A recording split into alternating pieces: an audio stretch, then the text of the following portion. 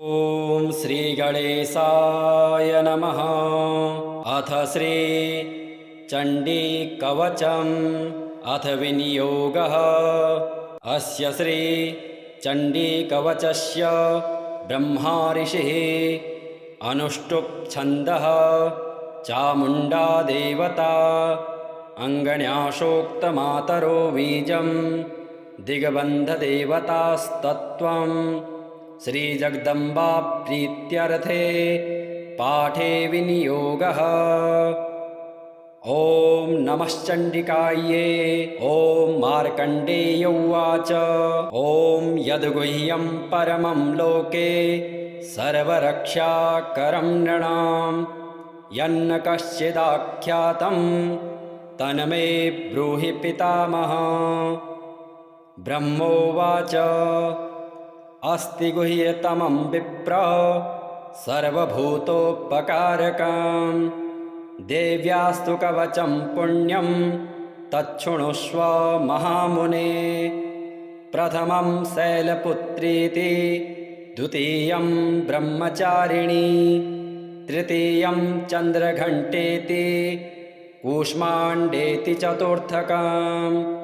पञ्चमं स्कन्दमातेति षष्ठं कात्यायनीति च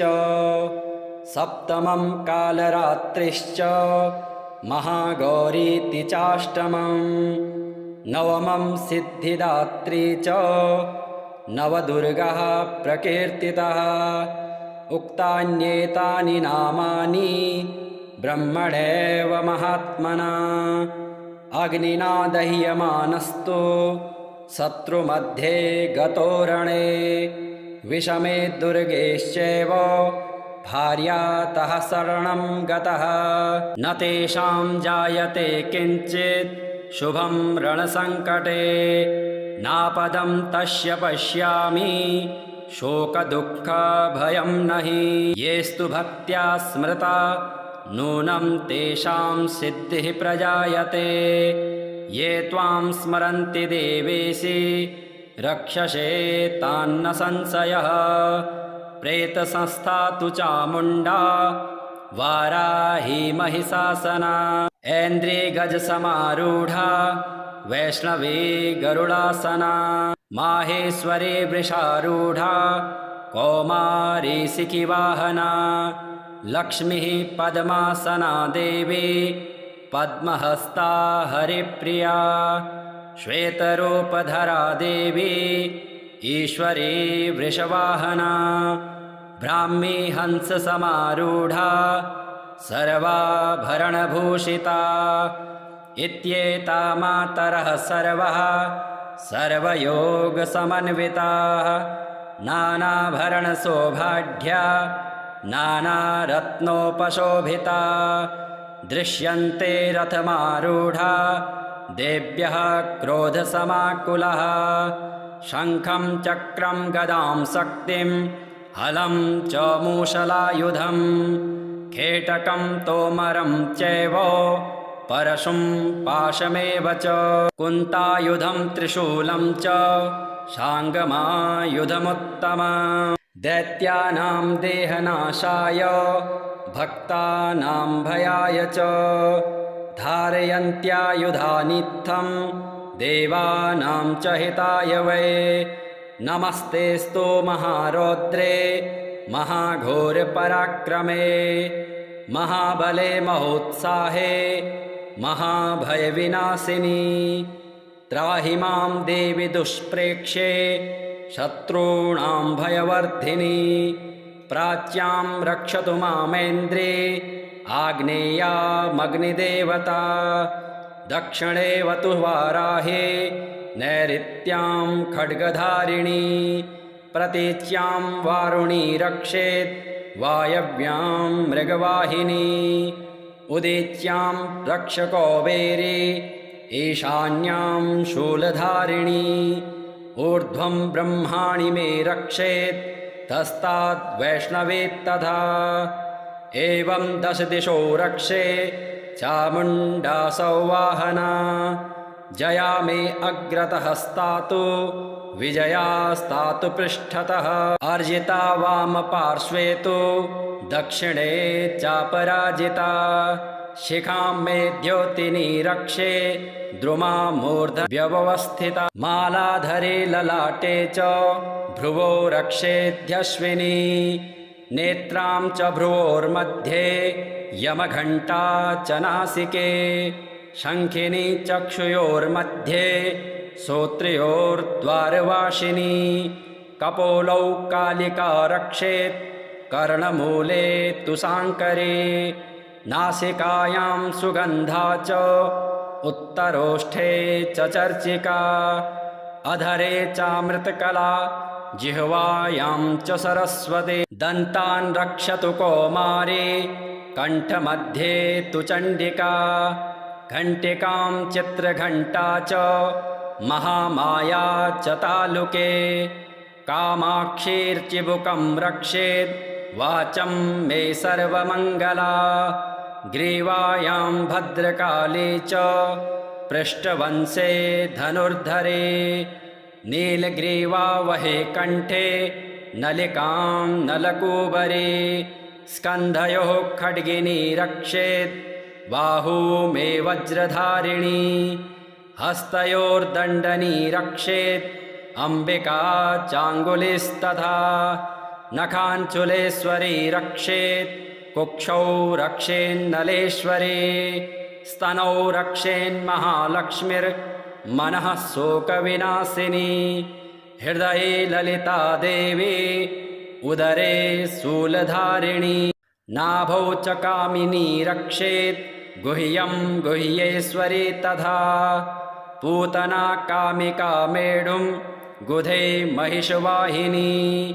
कट्यां भगवती रक्षेत् जानुनी विन्ध्यवासिनी जङ्घे महाबला प्रोक्ता सर्वकां प्रदायिनी गुल्फयोर्नारसिंहे च पादौ चामित तेजसे पादाङ्गुलिः श्रीर्मे रक्षेत् पादाद्धस्तलवासिनी नखान् द्रष्टा कराले च केशाश्चैवोर्ध्वकेशिनी रोमकूपेषु कौवेरी त्वचं वागीश्वरी तथा रक्तमज्जावमांसान्य स्तिमेदांसि पार्वते अन्त्राणि कालरात्रिश्च पित्तं च मुकुटेश्वरे पद्मावते पद्मकोशे कफे चूडामणिस्तथा ज्वालामुखे नखज्वाला अभेद्या सर्वसन्धिषु शुक्रं ब्रह्माणि मे रक्षे छायां छत्रेश्वरे तथा अहङ्कारं मनोबुद्धिं रक्ष मे धर्मचारिणी प्राणापानौ तथा व्यानं समानो दानमेव च वज्रहस्ता च मे रक्षेत् प्राणं कल्याणशोभना रसे रूपे च गन्धे च शब्दे स्पर्शे च योगिनी सत्त्वं रजस्तमश्चैव रक्षेन्नारायणी सदा आयो रक्षतु वाराही धर्मं रक्षतु वैष्णवे यशः कीर्तिं च लक्ष्मीं च धनं विद्यां च चक्रिणी गोत्रमिन्द्राणि मे रक्षेत् पशून् मे रक्ष चण्डिके पुत्रान् रक्षेन्महालक्ष्मीर्भार्यां रक्षतु भैरवी पन्थानं सुपथां रक्षेन् मार्गं क्षेमकरे तथा राजद्वारे महालक्ष्मीर्विजया सर्वतः स्थिता रक्षाहीनं तु यत्स्थानं वर्जितं कवचेन तु तत्सर्वं रक्ष मे देवी जयन्ती पापनाशिनी पदमेकं न गच्छेतु यदिच्छेच्छुभमात्मनः कवचेनावृतो नित्यं यत्र यत्राधिगच्छति तत्र तत्रार्थलाभश्च विजयः सर्वकामिकः यं यं कामयते कामं तं तं प्राप्नोति निश्चितं परमेश्वर्यमतुलं प्राप्स्यते भूतले पुमान् निर्भयो जायते मर्त्यः सङ्ग्रामेष्वपराजितः त्रैलोक्ये तु भवेत् पूज्यः कवचेनावृतः पुमान्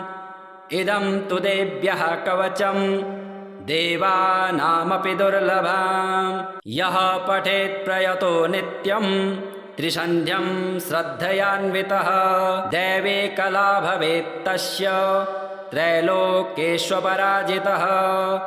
जीवेत् वर्षशतं साग्रमपमृत्यो विवर्जितः नश्यन्ति व्याधयः सर्वे लूता विस्फोटकादयः स्थावरं जङ्गमं वापि कृत्तिं चापि यद्विषम् अभिचाराणि सर्वाणि मन्त्रयत्राणि भूतले भूचरः खेचराश्चैव जलजाश्चोपदेशिकः सहजः कुलजामालः साकिनी डाकिनी तथा अन्तरिक्षचराघोरा डाकिनीश्च महाबलः ग्रहभूतपिशाचाश्च यक्षगन्धर्वराक्षसाः ब्रह्मराक्षसवेतालः कूष्माण्डा भैरवादयः नश्यन्ति दर्शनात्तस्य कवचे हृदि संस्थिते मनोज्ञातिर्भवेत्राज्ञस्तेजो वृद्धिकरं परं यशसा वर्धते सोऽपि कीर्तिमण्डितभूतले जपेत् सप्तशतीं चण्डीं कृत्वा तु कवचं पुरा यावत् भूमण्डलं धत्ते सशैलवनकाननं तावत् तिष्ठन्ति मेदिन्यां सन्ततेः पुत्रपौत्रके देहान्ते परमं स्थानं यत्सुरैरपि दुर्लभं प्राप्नोति पुरुषो नित्यं महामाया प्रसादतः लभते परमं रूपं शिवेन सह मोदते। ॐ मार्कण्डेय उवाच ॐ यद्गुह्यं परमं लोके सर्वरक्षाकरं नृणां यन्न कश्चिदाख्यातं तन्मे ब्रूहि पितामह। ब्रह्मोवाच अस्ति गुह्यतमं विप्र सर्वभूतोपकारकं देव्यास्तु कवचं पुण्यं तच्छृणुष्व महामुने।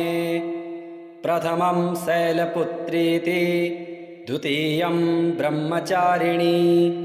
तृतीयं चन्द्रघण्टेति कूष्माण्डेति चतुर्थकं पञ्चमं स्कन्दमातेति षष्ठं कात्यायनीति च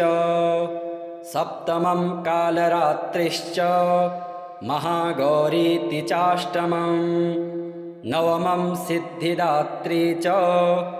नवदुर्गाः प्रकीर्तितः। उक्तान्येतानि नामानि ब्रह्मणैव महात्मना अग्निना दह्यमानस्तु शत्रुमध्ये गतो रणे विषमे दुर्गेश्चैव भार्यातः शरणं गतः न तेषां जायते किञ्चित् शुभं रणसङ्कटे नापदं तस्य पश्यामि शोकदुःखभयं नहि येस्तु भक्त्या स्मृता नूनं तेषां सिद्धिः प्रजायते ये त्वां स्मरन्ति देवेशि रक्षसे तान्न संशयः प्रेतसंस्था तु चामुण्डा वाराही महिषासना ऐन्द्रियगजसमारूढा वैष्णवी गरुडासना माहेश्वरी वृषारूढा कौमारी शिखिवाहना लक्ष्मीः पद्मासना देवी पद्महस्ता हरिप्रिया श्वेतरूपधरा देवी ईश्वरी वृषवाहना ब्राह्मी हंससमारूढा सर्वाभरणभूषिता इत्येता मातरः सर्वः सर्वयोगसमन्विताः नानाभरणशोभाढ्या नानारत्नोपशोभिता दृश्यन्ते रथमारूढा देव्यः क्रोधसमाकुलः शङ्खं चक्रं गदां शक्तिं हलं च मूषलायुधं खेटकं तोमरं चैव परशुं पाशमेव च कुन्तायुधं त्रिशूलं च शाङ्गमायुधमुत्तमम् दैत्यानां देहनाशाय भक्तानां भयाय च धारयन्त्यायुधानित्थं देवानां च हिताय वै नमस्तेस्तु महारौद्रे महाघोरपराक्रमे महाबले महोत्साहे महाभयविनाशिनी त्राहि मां देवि दुष्प्रेक्ष्ये शत्रूणां भयवर्धिनी प्राच्यां रक्षतु मामेन्द्रे आग्नेयामग्निदेवता दक्षिणे वतु वाराहे नैऋत्यां खड्गधारिणी प्रतीच्यां वारुणी रक्षेत् वायव्यां मृगवाहिनी उदीच्यां रक्षकौबेरी ईशान्यां शूलधारिणी ऊर्ध्वं ब्रह्माणि मे रक्षेत् तस्ताद् वैष्णवेत्तथा एवं दश दिशो रक्षे चामुण्डा सौवाहना जया मे अग्रतः स्थातु विजया स्थातु पृष्ठतः अर्जिता वामपार्श्वे तु दक्षिणे चापराजिता शिखां मे द्योतिनी रक्षे द्रुमा मूर्धव्यवस्थिता मालाधरे ललाटे च भ्रुवो रक्षेध्यश्विनी नेत्रां च भ्रुवोर्मध्ये यमघण्टा च नासिके शङ्खिनी चक्षुयोर्मध्ये श्रोत्रयोर्द्वारवासिनी कपोलौ कालिका रक्षेत् कर्णमूले तु साङ्करे नासिकायां सुगन्धा च उत्तरोष्ठे च चर्चिका अधरे चामृतकला जिह्वायां च सरस्वती दन्तान् रक्षतु कौमारी कण्ठमध्ये तु चण्डिका घण्टिकां चित्रघण्टा च महामाया च तालुके कामाक्षीर्चिबुकं रक्षेत् वाचं मे सर्वमङ्गला ग्रीवायां भद्रकाली च पृष्ठवंशे धनुर्धरे नीलग्रीवा वहे कण्ठे नलिकां नलकूबरे स्कन्धयोः खड्गिनी रक्षेत् बाहू मे वज्रधारिणी हस्तयोर्दण्डनी रक्षेत् अम्बिका चाङ्गुलिस्तथा नखाञ्चुलेश्वरी रक्षेत् कुक्षौ रक्षेन्नलेश्वरी स्तनौ रक्षेन्महालक्ष्मीर्मनः शोकविनाशिनी हृदये ललिता देवी उदरे शूलधारिणी नाभौ च कामिनी रक्षेत् गुह्यं गुह्येश्वरी तथा पूतना कामिका मेढुं गुधे महिषवाहिनी कट्यां भगवती रक्षेत् जानुनी विन्ध्यवासिनी जङ्घे महाबला प्रोक्ता सर्वकाम प्रदायिनी गुल्फयोर्नारसिंहे च पादौ चामित तेजसे पादाङ्गुलिः श्रीर्मे रक्षेत् पादाद्धस्तलवासिनी नखान् दृष्टा कराले च केशाश्चैवोर्ध्वकेशिनी रोमकूपेषु कौवेरी त्वचं वागीश्वरी तथा रक्तमज्जावमांसान्य स्तिमेदांसि पार्वते अन्त्राणि कालरात्रिश्च पित्तं च मुकुटेश्वरे पद्मावते पद्मकोशे कफे चूडामणिस्तथा ज्वालामुखे नखज्वाला अभेद्या सर्वसन्धिषु शुक्रं ब्रह्माणि मे रक्षे छायां छत्रेश्वरे तथा अहङ्कारं मनोबुद्धिं रक्ष मे धर्मचारिणी प्राणापानौ तथा व्यानं समानो दानमेव च वज्रहस्ता च मे रक्षेत् प्राणं कल्याणशोभना रसे रूपे च गन्धे च शब्दे स्पर्शे च योगिनी सत्त्वं रजस्तमश्चैव रक्षेन्नारायणी सदा आयो रक्षतु वाराही धर्मं रक्षतु वैष्णवे यशः कीर्तिं च लक्ष्मीं च धनं विद्यां च चक्रिणी गोत्रमिन्द्राणि मे रक्षेत् पशून् मे रक्ष चण्डिके पुत्रान् रक्षेन्महालक्ष्मीर्भार्यां रक्षतु भैरवी पन्थानं सुपथां रक्षेन् मार्गं क्षेमकरेत् तथा राजद्वारे महालक्ष्मीर्विजया सर्वतः स्थिता रक्षाहीनं तु यत्स्थानं वर्जितं कवचेन तु तत्सर्वं रक्ष मे देवी जयन्ते पापनाशिनी पदमेकं न गच्छेतो यदिच्छेच्छुभमात्मनः कवचेनावृतो नित्यं यत्र यत्राधिगच्छति तत्र तत्रार्थलाभश्च विजयः सर्वकामिकः यं यं कामयते कामं तं तं प्राप्नोति निश्चितं परमेश्वर्यमतुलं प्राप्स्यते भूतले पुमान् निर्भयो जायते मर्त्यः सङ्ग्रामेष्वपराजितः त्रैलोक्ये तु भवेत् पूज्यः कवचेनावृतः पुमान् इदं तु देव्यः कवचं देवानामपि दुर्लभम् यः पठेत् प्रयतो नित्यं त्रिसन्ध्यं श्रद्धयान्वितः दैवी कला भवेत् तस्य त्रैलोक्येष्वपराजितः जीवेत् वर्षशतं साग्रमपमृत्यो विवर्जितः नश्यन्ति व्याधयः सर्वे लोता विस्फोटकादयः स्थावरं जङ्गमं वापि कृत्तिं चापि यद्विषाम् अभिचाराणि सर्वाणि मन्त्रयत्राणि भूतले भूचरः खेचराश्चैव जलजाश्चोपदेशिकः सहजः कुलजामालः साकिनी डाकिनी तथा अन्तरिक्षचराघोरा डाकिनीश्च महाबलः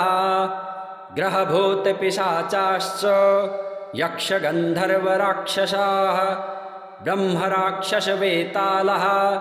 कूष्माण्डा भैरवादयः नश्यन्ति दर्शनात्तस्य कवचे हृदि संस्थिते मनोज्ञातिर्भवेत्राज्ञस्तेजो वृद्धिकरं परं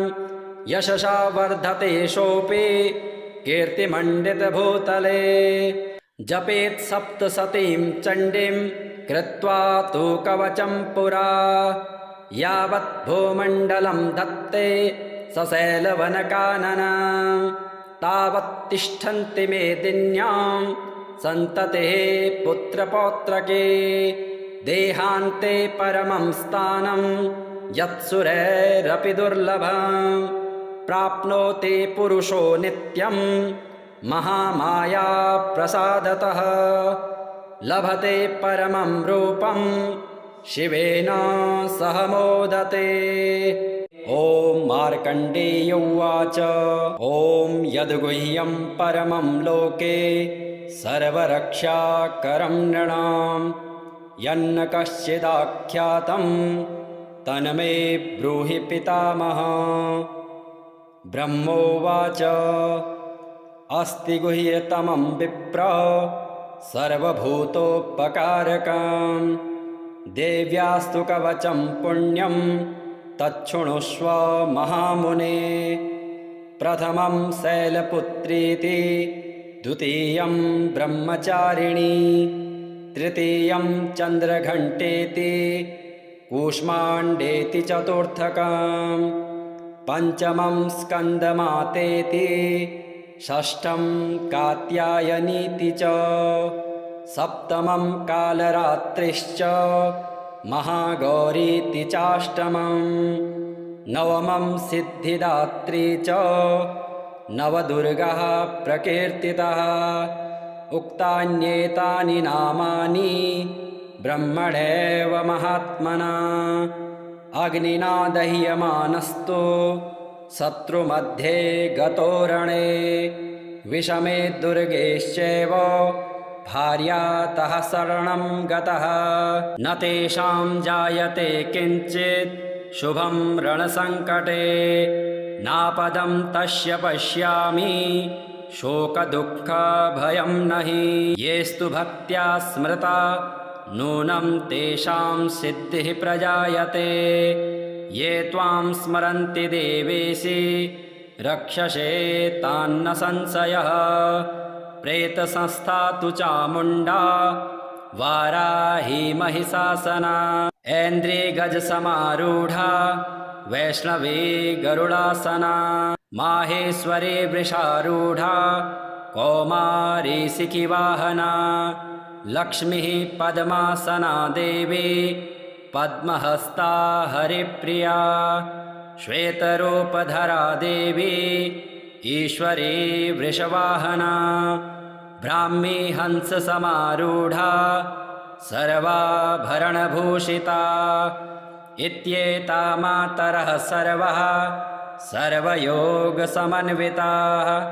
नानाभरणशोभाढ्या नानारत्नोपशोभिता दृश्यन्ते रथमारूढा देव्यः क्रोधसमाकुलः शङ्खं चक्रं गदां शक्तिं हलं च मूषलायुधं खेटकं तोमरं चैव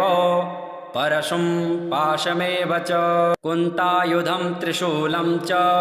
शाङ्गमायुधमुत्तमम् दैत्यानां देहनाशाय भक्तानां भयाय च धारयन्त्यायुधानित्थं देवानां च हिताय वै नमस्तेस्तु महारौद्रे महाघोरपराक्रमे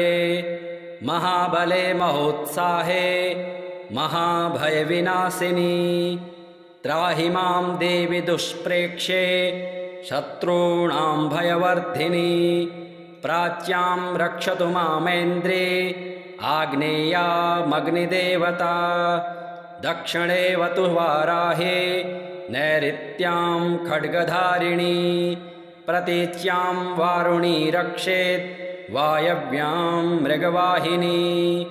उदीच्यां रक्षकौबेरी ईशान्यां शूलधारिणी ऊर्ध्वं ब्रह्माणि मे रक्षेत् तस्ताद् वैष्णवेत्तथा एवं दश दिशो रक्षे चामुण्डा सौवाहना जया मे अग्रतः स्थातु विजया स्थातु पृष्ठतः अर्जिता वामपार्श्वे तु दक्षिणे चापराजिता शिखां मे द्योतिनी रक्षे द्रुमा मूर्धव्यवस्थिता मालाधरे ललाटे च भ्रुवो रक्षेध्यश्विनी नेत्रां च भ्रुवोर्मध्ये यमघण्टा च नासिके शङ्खिनी चक्षुयोर्मध्ये श्रोत्रयोर्द्वारवासिनी कपोलौ कालिका रक्षेत् कर्णमूले तु साङ्करे नासिकायां सुगन्धा च उत्तरोष्ठे च चर्चिका अधरे चामृतकला जिह्वायां च सरस्वती दन्तान् रक्षतु कौमारी कण्ठमध्ये तु चण्डिका घण्टिकां चित्रघण्टा च महामाया च तालुके कामाक्षीर्चिबुकं रक्षेत् वाचं मे सर्वमङ्गला ग्रीवायां भद्रकाली च पृष्ठवंशे धनुर्धरे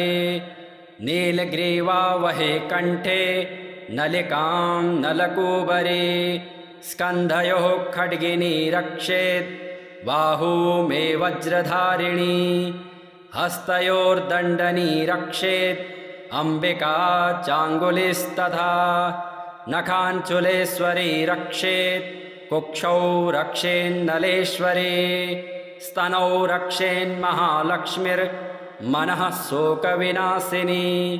हृदये ललिता देवी उदरे शूलधारिणी नाभौ च कामिनी रक्षेत् गुह्यं गुह्येश्वरी तथा पूतना कामिका मेढुं गुधे महिषवाहिनी कट्यां भगवती रक्षेत् जानुनी विन्ध्यवासिनी जङ्घे महाबला प्रोक्ता सर्वकाम प्रदायिनी गुल्फयोर्नारसिंहे च पादौ चामित तेजसे पादाङ्गुलिः श्रीर्मे रक्षेत् पादाद्धस्तलवासिनी नखान् दृष्टा कराले च केशाश्चैवोर्ध्वकेशिनी रोमकूपेषु कौवेरी त्वचं वागीश्वरी तथा रक्तमज्जावमांसान्य स्तिमेदांसि पार्वते अन्त्राणि कालरात्रिश्च पित्तं च मुकुटेश्वरे पद्मावते पद्मकोशे कफे चूडामणिस्तथा ज्वालामुखे नखज्वाला अभेद्या सर्वसन्धिषु शुक्रं ब्रह्माणि मे रक्षे छायां छत्रेश्वरे तथा अहङ्कारं मनोबुद्धिं रक्ष मे धर्मचारिणी प्राणापानौ तथा व्यानं समानो दानमेव च वज्रहस्ता च मे रक्षेत् प्राणं कल्याणशोभना रसे रूपे च गन्धे च शब्दे स्पर्शे च योगिनी सत्त्वं रजस्तमश्चैव रक्षेन्नारायणी सदा आयो रक्षतु वाराही धर्मं रक्षतु वैष्णवे यशः कीर्तिं च लक्ष्मीं च धनं विद्यां च चक्रिणी गोत्रमिन्द्राणि मे रक्षेत् पशून् मे रक्ष चण्डिके पुत्रान् रक्षेन्महालक्ष्मीर्भार्यां रक्षतु भैरवी पन्थानं सुपथां रक्षेन् मार्गं क्षेमकरे तथा राजद्वारे महालक्ष्मीर्विजया सर्वतः स्थिता रक्षाहीनं तु यत्स्थानं वर्जितं कवचेन तु तत्सर्वं रक्ष मे देवी जयन्ते पापनाशिनी पदमेकं न गच्छेतु यदिच्छेच्छुभमात्मनः कवचेनावृतो नित्यं यत्र यत्राधिगच्छति तत्र तत्रार्थलाभश्च विजयः सर्वकामिकः यं यं कामयते कामं तं तं प्राप्नोति निश्चितं परमेश्वर्यमतुलं प्राप्स्यते भूतले पुमान् निर्भयो जायते मर्त्यः संग्रामेष्वपराजितः त्रैलोक्ये तु भवेत् पूज्यः कवचेनावृतः पुमान् इदं तु देव्यः कवचं देवानामपि दुर्लभम् यः पठेत् प्रयतो नित्यं त्रिसन्ध्यं श्रद्धयान्वितः दैवी कला भवेत् तस्य त्रैलोक्येष्वपराजितः जीवेत् वर्षशतं साग्रमपमृत्यो विवर्जितः नश्यन्ति व्याधयः सर्वे लूता विस्फोटकादयः स्थावरं जङ्गमं वापि कृत्तिं चापि यद्विषम् अभिचाराणि सर्वाणि मन्त्रयत्राणि भूतले भूचरः खेचराश्चैव जलजाश्चोपदेशिकः सहजः कुलजामालः साकिनी डाकिनी तथा अन्तरिक्षचराघोरा डाकिनीश्च महाबलः ग्रहभूतपिशाचाश्च यक्षगन्धर्वराक्षसाः ब्रह्मराक्षसवेतालः कूष्माण्डा भैरवादयः नश्यन्ति दर्शनात्तस्य कवचे हृदि संस्थिते मनोज्ञातिर्भवेत्राज्ञस्तेजो वृद्धिकरं परं यशसा वर्धते सोऽपि कीर्तिमण्डितभूतले जपेत् सप्तशतीं चण्डीं कृत्वा तु कवचं पुरा यावत् भूमण्डलं धत्ते सशैलवनकानना तावत् तिष्ठन्ति मेदिन्यां सन्ततेः पुत्रपौत्रके देहान्ते परमं स्थानं यत्सुरैरपि दुर्लभं प्राप्नोति पुरुषो नित्यं महामाया प्रसादतः लभते परमं रूपं शिवेन सह मोदते।